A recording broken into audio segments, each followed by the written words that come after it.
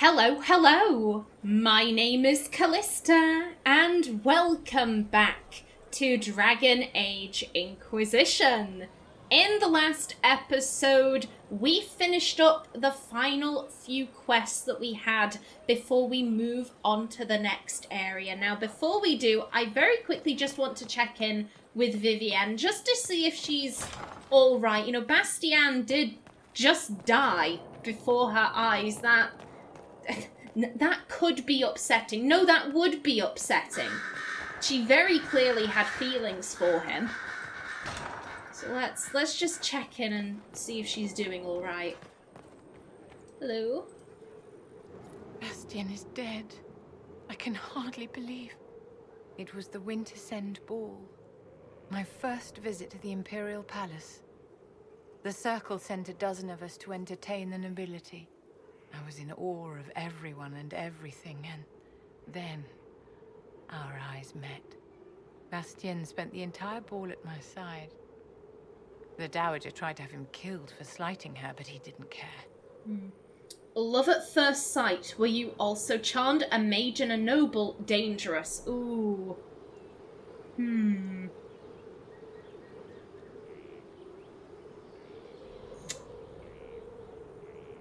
I mean, it would be dangerous, but that doesn't seem like an Aenor thing.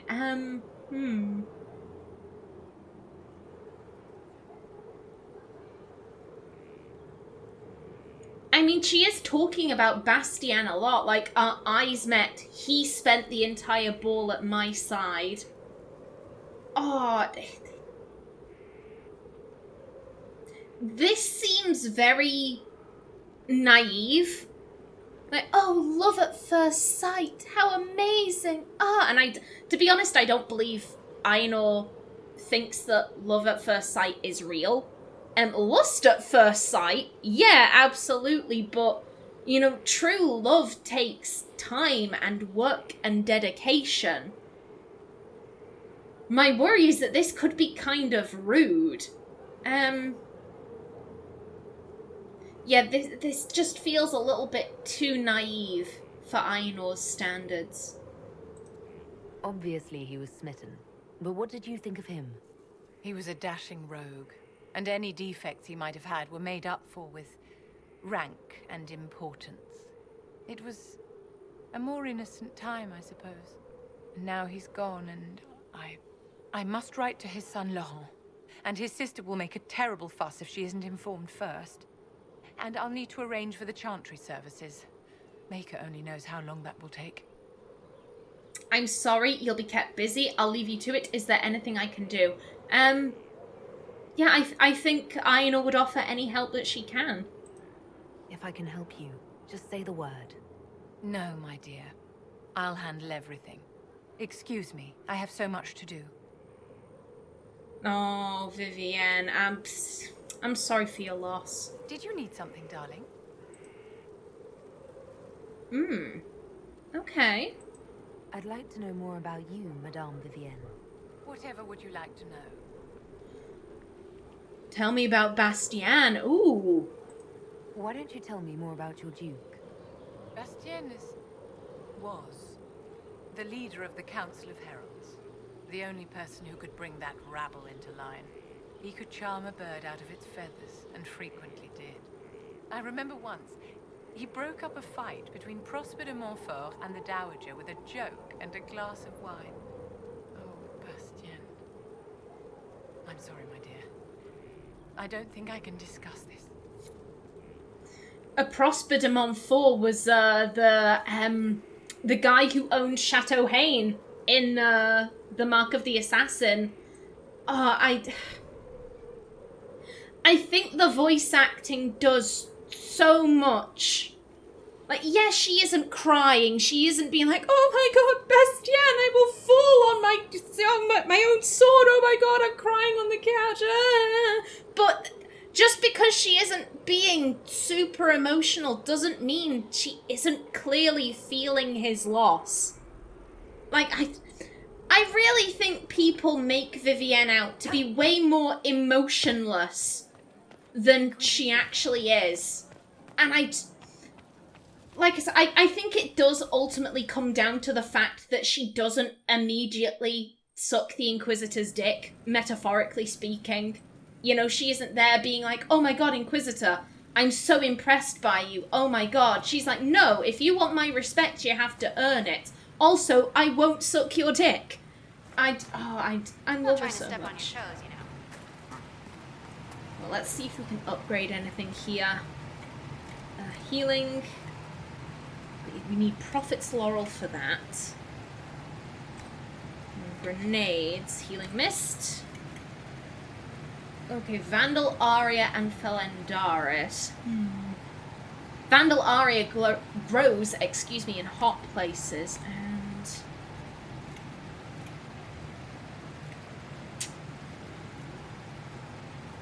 Damn. To be fair, I think we should find a lot of this stuff in Crestwood. Ghoulsbeard and Blood Lotus prefers wet places. Now then, you know what?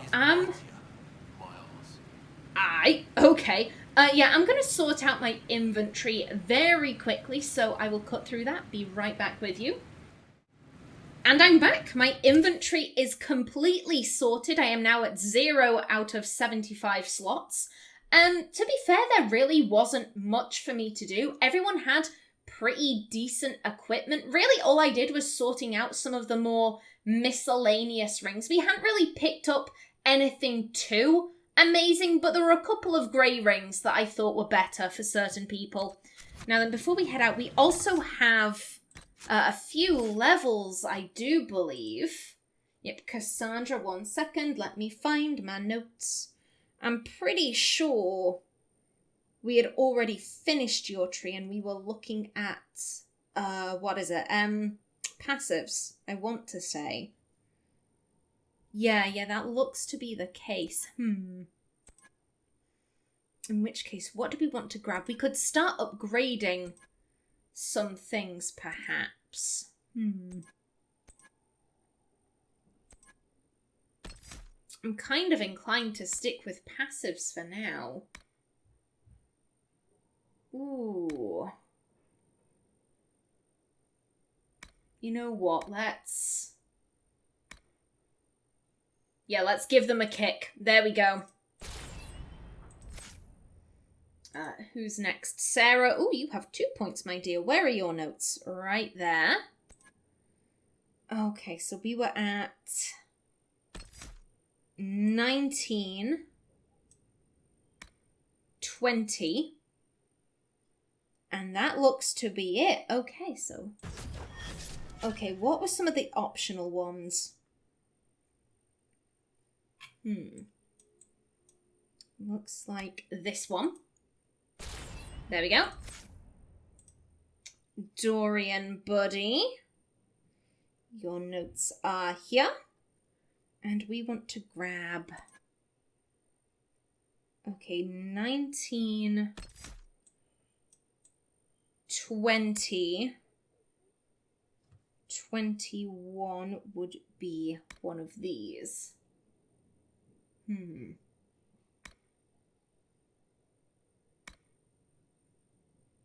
To be honest, I don't really like Spirit Mark, to be honest. If they can fight for longer, that'll just make battles go on for longer, so this is better. And... Okay, yeah, we're now on to optional, so let's grab Haste. There we go, good stuff. Black Wall. Again, I'm pretty sure we were going for optional ones with you.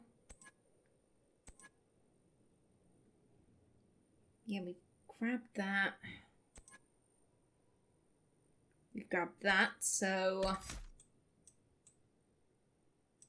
Let's grab this and one of these.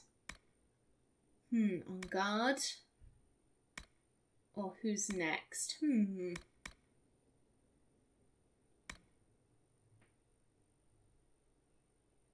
Yeah, let's grab that one.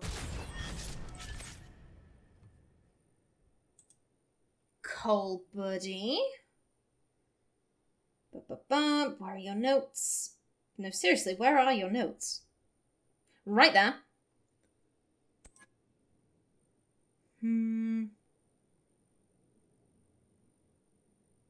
It looks like we've... Yeah, we may have finished Cowl's tree as well. Yeah, it only goes up to 0.19, which was this one. Okay. In that case... It does say that this one is optional. Knockout bomb.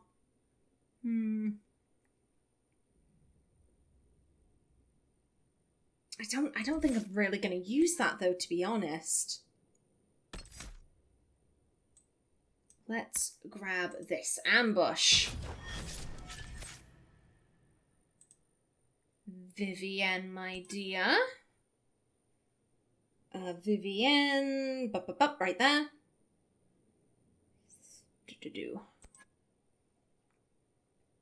Yeah, I'm pretty sure we were on passives for her as well. Yeah, so let's grab this. No. Vivienne, Solus. Solus. 21. Yep, so let's grab you. Varric, buddy.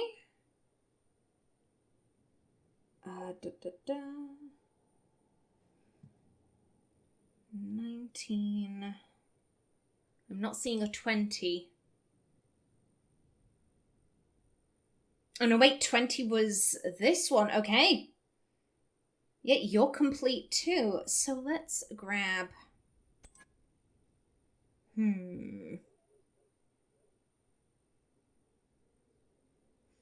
Yeah, let's grab this. Easy to miss. Oh shit, we've got 3 for you. Hot damn.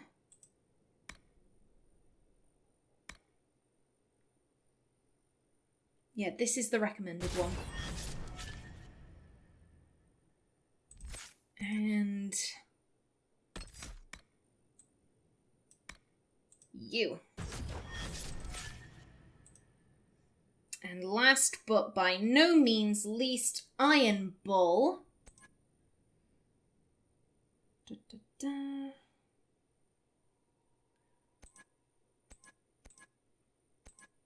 Okay, so that one was 20. So where is 19? Okay, 19 was... 19...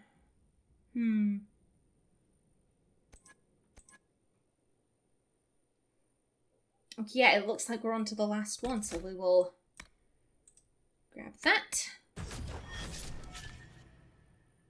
Yeah, and from here on out, it's just optional skills, so... let's grab you and you. Alright, you. There we go. Let me go back to my timer. Good stuff, and with that done... everyone is properly leveled. We should have no problems when we get to Crestwood. Well, I'm very excited to open up a new map. It feels like it's been a while since we've been anywhere new. Hello again, Josephine.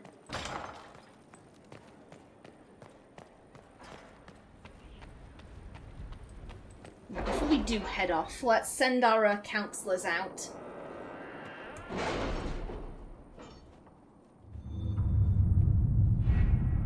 What were we working on? Ah, yes. Stop the purge of Wycomb's elves. Nightingale. We brought the Dalish forces into the city. They joined with a resistance group formed by the elves living in Wycombe and struck at Duke Antoine and the red lyrium supplies that had been placed in the city's wells. When the red lyrium was shown to the human merchants and labourers, they quickly joined with the Dalish and city elves. The fighting was short but brutal, culminating in the deaths of Duke Antoine and his personal retinue, which included Venatori agents. Most of Wycomb's nobles have fled the popular uprising and now claim this was an elven uprising that killed a beloved ruler.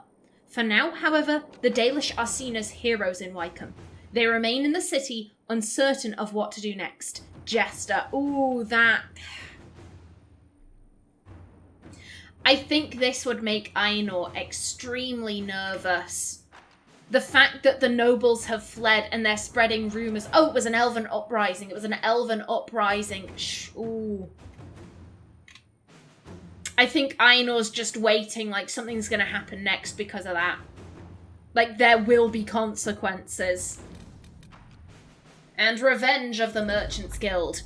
Tethras, are you still skipping out on meetings? You'd have a copy of this already if you showed up once in a while.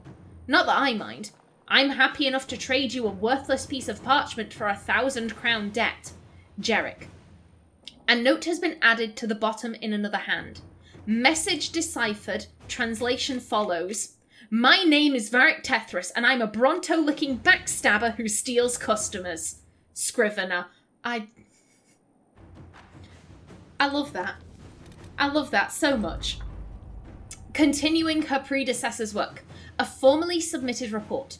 Current progress and findings. Certain herbivores appear especially sensitive to disruptions caused by the rifts. Migration and mating habits have been impacted. Ramifications on predator behavior apparent, but warrant further study. Additional notes. In studying alterations in animal behavior, I have uncovered something the Inquisition soldiers may find useful. Human behavior is similarly unpredictable. I will continue to pursue this line of research until otherwise notified. Signed, Helissima Darrington, Inquisition Researcher. Thank you, Helissima. Excellent. So I'm going to just, quickly decide where I'm sending everyone. Be right back with you. Alrighty then, and I am back. So first things first, we are going to continue on with Varric's quest. Hardin Hightown, a worthy dwarf. Ruffles, Nightingale, and various agents named after crummy jobs. Thanks for looking into this bullshit mess for me. Based on what you've told me, there's only one person I can think of who specifically uses Bronto liquor as an insult, and also can't write worth a damn. Worthy, an acquaintance of mine from Kirkwall. Although why he'd do all this, I have no idea. I owe you all drinks, Varric. So Worthy was actually in Dragon Age 2. At the very beginning of the game, he had like one cutscene, and it's in Act 1, right at the beginning of Act 1, and it's as you're exiting Hightown. This dwarf comes up to Hawke and is basically like, hey, it's me, your pal Worthy, if you need any runes doing, like, I'm your man. And they have a bit of back and forth, and it ends with Worthy saying, don't get dead. And then they are never seen throughout the rest of the game. I love this so much.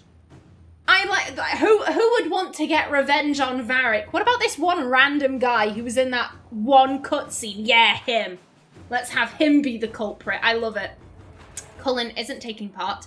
Liliana says we should capture Worthy ourselves and question him about how he infiltrated Skyhold.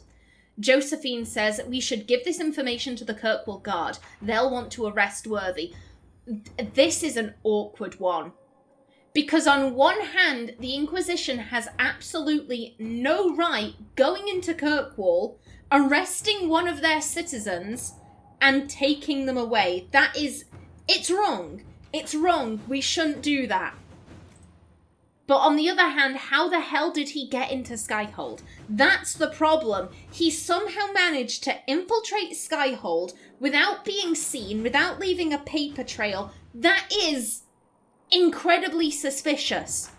And if he can do it, if some random ass dwarf from Kirkwall can do that, then we have major gaps in, our spy detection, services. However we are detecting, clearly they're a spy. Oh, they're up to no good. Like, whatever means of weeding out spies we have, that is clearly lacking if some random ass dwarf could get in and leave a note on someone's desk.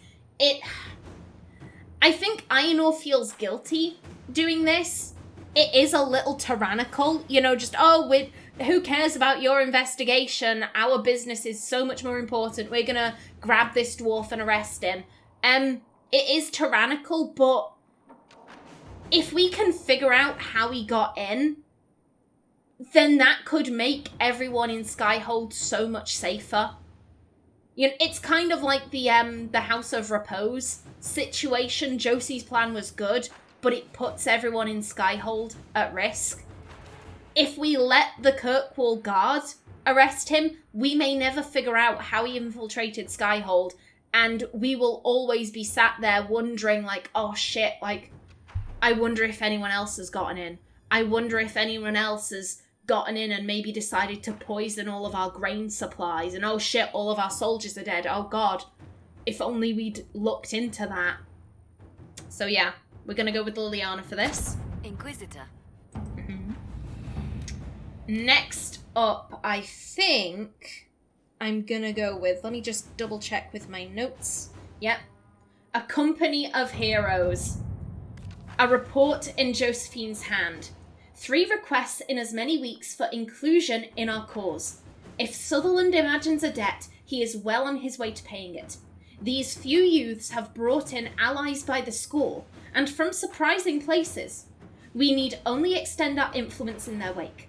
I expect our diplomats to jog, to at least make it seem like work. Colin says, I suggest a retinue to welcome new territories, a simple matter thanks to the work already done. Liliana's suggestion was, the primary work is done. I shall begin with the neighbours. And Josephine says, I will extend trade immediately. I'm so sorry. It's really hot. It is really hot. My computer is putting out so much hot air, and it's directly onto me. It's not pleasant. Josephine says, I will extend trade immediately. Could this be simpler? Indeed. Indeed. Let's go for that. Let us begin. And lastly, we're going to head over to Orlais. Draw out the Red Templar Lieutenant. Looks like Fairbanks was good on his word. The freemen were helping the Red Templars smuggle red lyrium through the Dales. In exchange, they received gold and supplies which was to go towards the furtherance of their cause. Their hopes were fueled, then exploited. We can end this by drawing out the Red Templars responsible for encouraging freeman activity. Cullen. Josephine is not participating. Liliana says, the Red Templars know we've taken out the leaders, but the freemen were all over the Dales. We'll pose as a surviving freeman cell and re-establish connection with the Red Templars, asking for a meeting to receive further instruction. And Cullen says, the Red Templars have already sent reinforcements to the Emerald Graves to protect their operation there. We can capture some of these reinforcements. Deny them lyrium long enough, and they'll talk. I kind of feel like Aenor would just leave this to Cullen. Cullen has taken the Red Templar situation very hard. He seems to want to be very involved. I don't necessarily know that Aenor would have checked in to see what Cullen was doing. I think she kind of would have said, hey, you know, this is hitting you hard. These were your former brethren. You do what you think is best. And I think in all likelihood, she'd receive the report and be like, hold up, what? We were denying them lyrium? Like, we kidnapped people and not exactly tortured them, but we denied them the drug that they basically live off of. What? Like, I think she'd be a little bit shocked, but I think she'd just trust Cullen to do what he thinks is best. I don't think she'd be checking in with him, so we're gonna go with that. To work? Indeed. And with that, where is Crestwood? That is the question. It'd probably be on the Ferelden side. Find the Warden. Aha. I'm just checking in with some of these. Okay, yeah. No, excuse me. Immediately clicked the wrong one. Find the Warden. There we go. Hawke has revealed that Corypheus can influence the minds of Grey Wardens. If the Darkspawn bring them under his sway, he'll command a legion of highly skilled warriors. The Inquisition must hunt down Hawke's Grey Warden ally hiding in Crestwood to learn about the other Grey Warden's plans. No one has travelled to or from Crestwood since the breach, and Liliana will send her fastest agents to discover what disaster has rendered it silent. No one else is participating. Secrets. We must ensure that a trap is not awaiting us in Crestwood. I will send the scouts at your command. Go for it.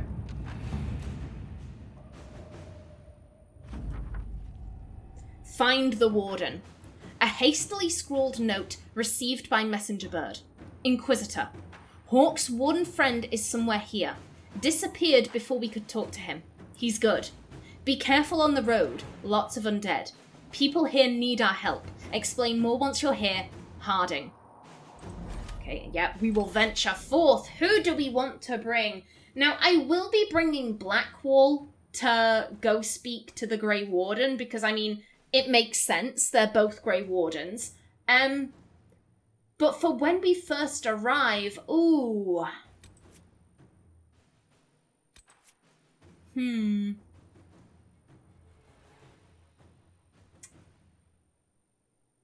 For when we first arrive, I'm thinking Cassandra, Sarah, and Vivian. Oh, damn, that's sad. Yeah, I don't often bring this party out, so yeah, let's go with that.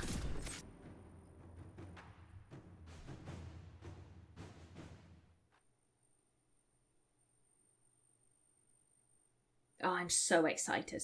I'm so excited for this.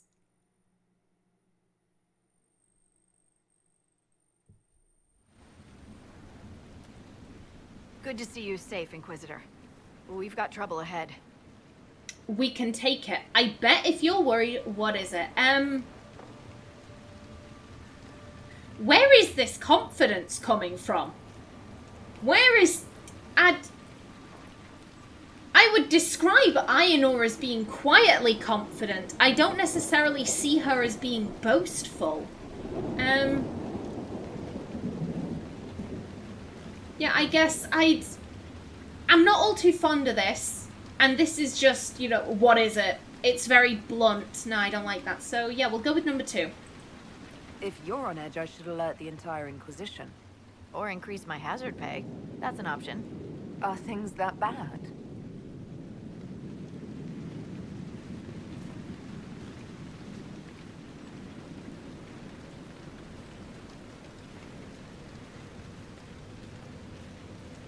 Oh. Crestwood was the site of a flood 10 years ago during the Blight. It's not the only rift in the area, but after it appeared, corpses started walking out of the lake. You'll have to fight through them to get to the cave where Sir Hawke's Grey Warden friend is hiding. Are you safe here? Thanks for the warning. I'll start now. Yeah, first and foremost... Oh, shit. God is angry. Oh, oh no. Yeah, first things first. You're safe right here. Have any undead attacked the camp? We've had a few shamblers, but most head toward the village below. Maybe someone in Crestwood can tell you how to get to the rift in the lake. Maker knows they'll want help. Good luck, and please be safe. Same to you, Harding. Same to you. Oh, flipping heck. Guys, what are you doing? You don't need to get closer to it. Ooh. Did I hear a yell? Ooh, there might be stuff down there. Oh god, that's great, ain't it? A rift under the water, fabulous. In a time before scuba gear. Inquisitor, I've something for you. Report. What is it? You may want to look into this. I probably won't, let's be honest. Let's be honest, I won't. Okay, yeah, that's all that stuff. And let's see. Still waters, that's a fade rift. Oh, excuse me. And that is where Hawke and her Grey Warden friend are. Okay, let's set this as active. I think, you know, first things first, Aenor would want to go and help the people of Crestwood It is There must imperative. be a way to get to the rift in the lake. Why? It's in the lake. Yeah, and we don't want to deal with demons possessing fish. That would be weird. Let's avoid that at all costs. As I was trying to say, it is imperative that we go find Hawke. But there are innocent people here. There are innocent people who are being attacked by the undead. That is gonna be Aenor's first objective. Make sure they're safe.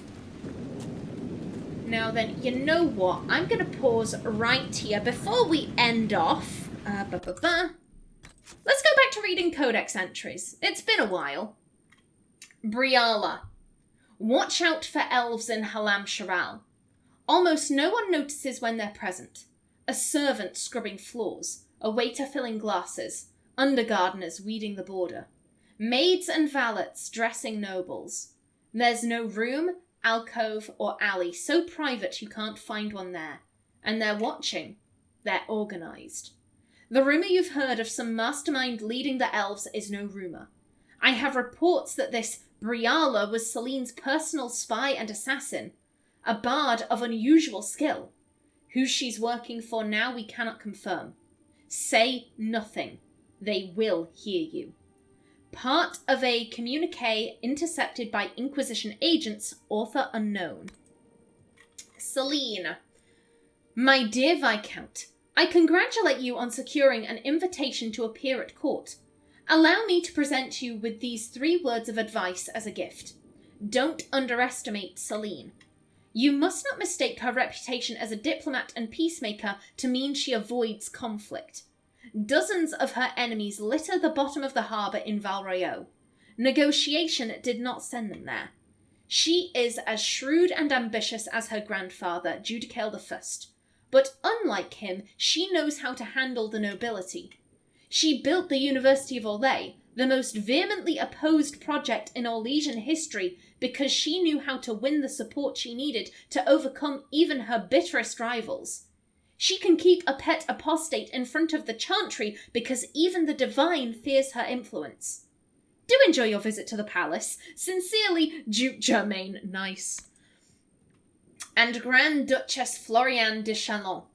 Your Grace, you requested the swiftest, surest method of getting a message to Grand Duke Gaspard, so I have arranged for you to meet with his sister, Grand Duchess Floriane de Chalon. There goes my timer. While she is of the least account among the current heirs to the Orlesian throne, her connection to her brother is extremely close. Gaspard will listen to anything she says. Be persuasive. M. Alrighty then, and I'm going to bring this episode to a close right here. Until the next one, please remember to like if you enjoyed, leave a comment below, and if you wanted to subscribe, it would be very much appreciated. I've been Callista. Thanks for watching, and see you in the next episode.